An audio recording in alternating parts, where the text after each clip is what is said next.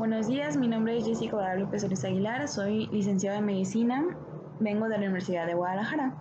El día de hoy les vengo a presentar el proyecto denominado Efecto de la ingesta de bacterias probióticas aisladas de leche humana en pacientes con síndrome de colon irritable y su asociación con microorganismos patógenos gastrointestinales. Este proyecto estuvo bajo la supervisión de la doctora Blanca Rosa Aguilar Uscanga y el doctor Josué Raimundo Solís Pacheco. Además, hubo colaboración con el licenciado Manuel Loera y el ingeniero Jesús Amezcua. Primeramente hay que hablar un poco del síndrome, el cual es un trastorno digestivo donde el síntoma pivote es la presencia de malestar o dolor abdominal asociado en cambios en la defecación. Hay que hacer hincapié que esta patología debe ser considerada de escrutinio. ¿A qué me refiero con esto? Es que primeramente hay que descartar causas orgánicas o patologías más comunes y finalmente podemos abordar al paciente con este síndrome. Es importante tomar en cuenta que para hacer el diagnóstico de esta patología nos tenemos que basar en clínica. De aquí surgen los criterios como son los criterios de Manning, los de Cruz y Roma. Los criterios más usados son los criterios de Roma, actualmente vigente el Roma 3, el cual hace mención que el paciente debe de presentar dolor o malestar abdominal por lo menos 3 días al mes en los últimos 3 meses y además debe de estar asociado a 2 o más de los siguientes puntos. Mejoría de síntomas al evacuar intestino. El otro es cambio en la frecuencia de las evacuaciones y finalmente cambio en la forma de las heces. También nos podemos apoyar con la escala de Bristol, siendo una herramienta muy útil para el clínico y el paciente. Finalmente clasificamos a los pacientes en 4 categorías. El primero es síndrome de colon irritable con constipación, donde se debe presentar el 25% de las heces en una escala de Bristol del 1 al 2. El segundo es el síndrome de colon irritable con diarrea. Igualmente las heces deben de presentarse en un 25% en una escala de Bristol de 6 y 7. Posteriormente tenemos el síndrome de colon irritable mixto, donde debe presentarse alternancia en la consistencia de las heces. Y finalmente tenemos la no clasificada, donde aquí se van a agrupar a todos los pacientes que no pueden clasificarse en las anteriores. Es complicado hablar de la fisiopatología del síndrome de colon irritable, puesto que aún se desconoce una causa específica. De hecho, se considera que es una patología multifactorial, donde se ha observado que juega un papel importante en los siguientes puntos. La inflamación la consideran como la piedra angular de esta patología, ya que existe la presencia activa de linfocitos T en la liberación de mediadores químicos para la quimiotaxis celular y la continua lesión tisular, de mastocitos, los cuales juegan un papel en la hipersensibilidad periférica y por la cercanía de las fibras sensoriales, un aumento en la percepción del dolor. Y dicho aumento por inflamatorio fomenta la liberación de sustancias bioactivas por las células enterocromafines, las cuales repercuten en el sistema nervioso entérico. En cuestión a la alteración en la flora fecal, se han realizado estudios donde se ha observado que la microbiota bacteriana de los pacientes con síndrome de colon irritable es diferente a los controles sanos y que posterior a la ingesta de probióticos dicha población no sufre cambios, más sin embargo se ha observado una disminución de los síntomas primarios. Respecto al sobrecrecimiento bacteriano, también se ha observado en estudios con pacientes con síndrome de colon irritable que suelen tener un mayor crecimiento bacteriano que los controles sanos, mas sin embargo aún no se logra determinar si este sobrecrecimiento se le puede atribuir la presencia de los síntomas, ya que al momento de ser metabolizados ciertos alimentos por las bacterias que se encuentran en el aparato gastrointestinal, nos pueden dar ciertos metabolitos que nos podrían explicar la sintomatología, que esto tiene mucha relación con la sensibilidad a los alimentos.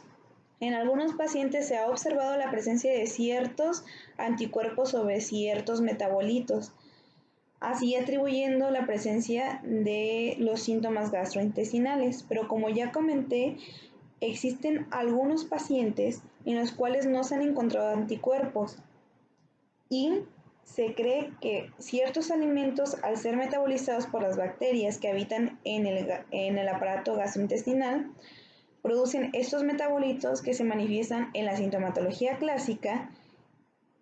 Y aquí es importante hacer énfasis porque, de hecho, en el tratamiento para el síndrome de colon irritable, se trata de evitar el consumo de polioles, oligosacáridos, disacáridos y monosacáridos. Y finalmente nos encontramos con la predisposición genética. Hasta la fecha no se ha encontrado un gen específico al cual culpar y se han realizado estudios en gemelos monocigóticos comparados con los disigóticos, y en ciertos estudios se menciona que sí hay una diferencia significativa, pero en otros no. Por lo tanto, no se puede concluir respecto a esto. Por lo que ya mencionamos, podemos adentrarnos al síndrome de colon irritable postinfeccioso, el cual se considera en todos aquellos pacientes que anteriormente presentaron una enteritis infecciosa aguda. Dicha infección pudo deberse a bacterias, protozoos, helmintos o virus. Se han encontrado ciertos factores de riesgo como son la edad temprana, la fiebre prolongada, la ansiedad, la depresión o una mayor duración de la infección inicial. Y se encontró un estudio prospectivo donde incluyeron a 2.069 pacientes que habían consumido agua potable contaminada y posteriormente habían presentado una gastroenteritis autoinformada. Durante el seguimiento se encontró que 28% de los pacientes cumplían con los criterios de Roma 1, que en ese entonces eran los vigentes, en comparación con los controles donde se encontró solamente un 10%. En este estudio, el síntoma predominante fue la diarrea. En este estudio chileno se intentó buscar la relación entre el síndrome de colon irritable, o también llamado síndrome de intestino irritable, con las parasitosis. Ellos hacían hincapié que dicho síndrome se debía a un estado inflamatorio crónico, aún posterior a la erradicación del agente. En su estudio incluyeron a 80 pacientes donde se observó que solo 34 de estos presentaron parasitosis, y al determinar de qué tipo encontraron que en 32 de ellos presentaron blastocystis hominis y 2 entamoeba histolítica. Además de determinar qué tipos de parásitos presentaban, al utilizar los criterios de Roma y clasificar a estos pacientes, observaron que el subtipo más común fue el alternante y el mixto. Finalmente concluyeron que los 3 protozoos más frecuentes asociados al síndrome de intestino irritable son blastocystis hominis, entamoeba histolítica y Giardia intestinalis, recordando que estos 3 protozoos se presentan en infecciones endémicas en México. En este estudio también se buscó encontrar la relación entre los parásitos y el síndrome.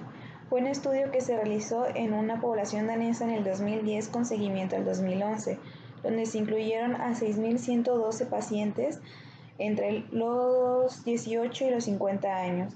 A dichos pacientes los clasificaron en 3 grupos: en los individuos con síndrome de intestino irritable, en individuos con síntomas inespecíficos gastrointestinales y en los asintomáticos controles. A cada grupo se le realizaron pruebas en sus heces para la determinación de parásitos. Utilizaron microscopía, el cultivo in vitro a corto plazo para blastocystis y la reacción en cadena de polimerasa cuantitativa múltiplex para determinar Entamoeba fragilis, Cryptosporidium, Entamoeba histolítica, Entamoeba dispar y Giardia intestinalis.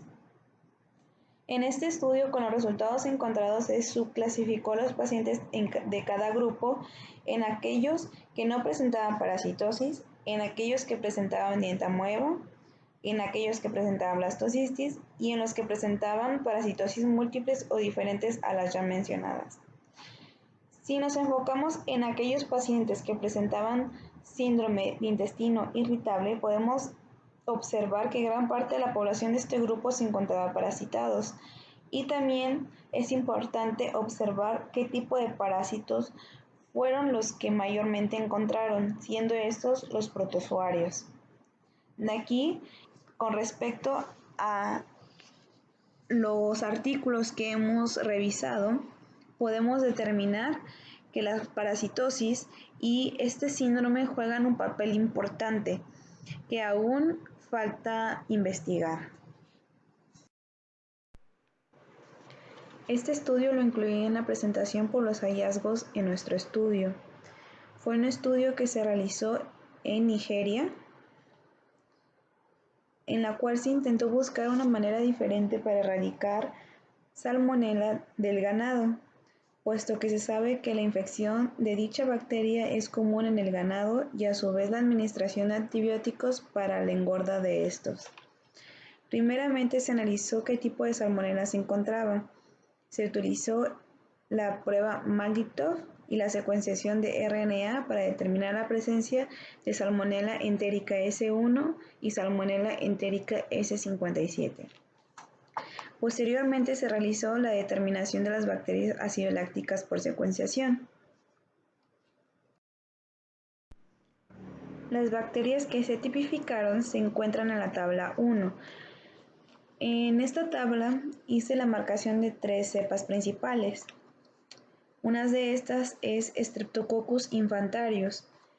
Esta cepa se encontró con mayor frecuencia en las heces del ganado, pero al momento de visualizar su actividad antimicrobiana, se observó que mantuvo un halo de inhibición mediano para ambas cepas, en comparación de las otras dos marcadas, que es Lactobacillus amyloborus y Lactobacillus salivarius. Dichas cepas fueron las que mayor halo de inhibición se encontró en ambas cepas de Salmonella. También realizaron pruebas antimicrobianas contra otras bacterias como E. coli, Pseudomonas aeruginosa, Klebsiella y Staphylococcus aureus, donde las mismas cepas de Lactobacillus, que son la Amyloborus y Salivarius, presentaron mayor halo de inhibición para estas cepas. El estudio que nosotros realizamos contamos con la colaboración de 12 pacientes entre la edad de 18 y 55 años de edad, en la cual tuvimos que excluir a 2 pacientes, el primero por contar con antecedentes de toma de antibióticos para la erradicación del Helicobacter pylori y el segundo por no cumplir con los criterios del protocolo. Finalmente, incluimos a 10 pacientes en dicho estudio, los cuales fueron agrupados en 3 grupos. El primer grupo eran aquellos pacientes que habían cumplido con los criterios de Roma 3 para síndrome de intestino irritable, donde solamente se incluyeron a 2 pacientes. Posteriormente, al hacer la historia clínica, encontramos que hubo 4 pacientes que manifestaron síntomas gastrointestinales, siendo el principal síntoma el estreñimiento. Por lo tanto, los agrupamos en un grupo. Y finalmente, agrupamos a los controles sanos. En cada grupo se obtuvo a un paciente que iba a estar consumiendo placebos. Y también es importante mencionar que en cada grupo se mantuvo con una dieta libre de polioles, oligosacáridos, disacáridos y monosacáridos. Por lo tanto, fue un estudio controlado. Al principio del estudio se realizó una valoración clínica en la cual se incluyeron 2 cosas. Uno fue la historia clínica y estudios de laboratorio. Los estudios de laboratorio que se obtuvieron fue biometría hemática, coproparasitoscópico y un coprocultivo. Hay que hacer mención de cada grupo. En el grupo de los pacientes que presentaron síndrome de colon irritable, hay que observar que ambos pacientes presentaron colonización por salmonela y también hay que recalcar que ninguno de los dos presentaba parasitosis. En los pacientes que eran sanos pero que presentaban síntomas gastrointestinales, el principal síntoma que ellos reportaron fue estreñimiento. Igualmente se optó por realizar las mismas pruebas de laboratorio y se observó que uno de los pacientes presentaba una colonización por salmonela y otro presentaba parasitosis, en donde podíamos encontrar Endoligmax nani y entamoeba histolítica. Con respecto a los pacientes sanos, encontramos que 3 de los 4 pacientes presentaron parasitosis y que el cuarto en su biometría presentó eosinofilia, el cual nos puede hacer dudar del resultado del coproparasitoscópico. Ese mismo paciente fue el único que presentó salmonelosis. Para la realización de las cápsulas, primeramente se cultivaron 3 cepas, Reuteri y Fermentum uniplantarum, las cuales anteriormente habían sido aisladas de leche humana. Luego se procedió a congelar la biomasa para poder liofilizarla y así conseguir del polvo para poder encapsularlas. Se calculó que en cada cápsula tuviera aproximadamente 1 por 10 a la 9 células y finalmente se le procedió a la administración a los pacientes. El estudio se llevó a cabo por 2 meses.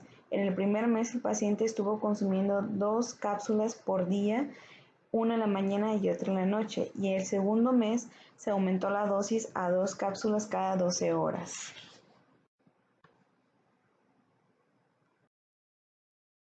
Posterior a la ingesta de los probióticos, en el grupo de los pacientes que presentaban síndrome de colon irritable, se encontró que el paciente que había consumido probióticos ya no presentaba salmonelosis, mientras que el paciente que había estado consumiendo placebo aún presentó la salmonelosis.